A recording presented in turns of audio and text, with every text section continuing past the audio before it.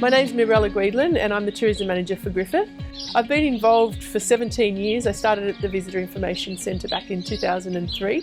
I'm very passionate about Griffith Spring Fest, the citrus sculptures, the gardens, just everything Griffith. It's now in my blood.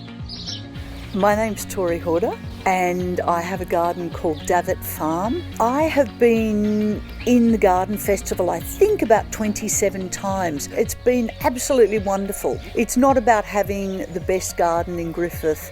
It's not about having the best plants. Gardens are about sitting in and enjoying the music, the atmosphere, the light conditions, your friends.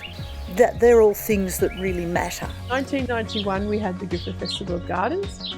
5 years later we had the citrus sculptures that were added to the program. We've now put it under the one big banner called Griffith Spring Fest. So that takes in the gardens, the citrus sculptures and everything else that takes place over that 2-week period.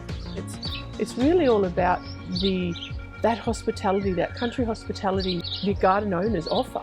You know, if it wasn't for the garden owners, we wouldn't have a garden festival. You know, they love visitors coming to enjoy their space. I absolutely love the Garden Festival every year and I really look forward to it. It's just such a joy because you meet so many people who really love gardens. And to see the pleasure that they get from my garden is really fairly touching.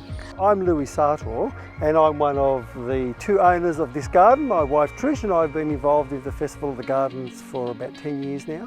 I think the best part about opening the garden is that it's for a charity. So it has a bit of a dual benefit. It has an aesthetic benefit, but it also has a benefit behind the scenes as well that a lot of people don't see. I did feel and I still feel that I have a moral and social obligation to support the Garden Festival because it gives so much back to Griffith.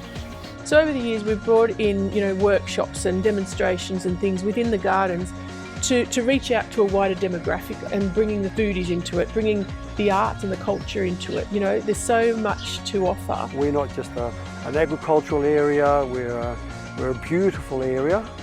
We might be a long way from any major city, but nonetheless we have a lot to offer. When you come to Griffith, you really get a surprise, but it is such a veritable oasis. So you might think, gosh, it's a long way to come. In fact, it's 100 miles too far. But the very fact that we are 100 miles too far is the best thing about us. Our Achilles heel is in fact our strongest point. Because we're this far, we have a town that's all-encompassing, that's totally self-sufficient.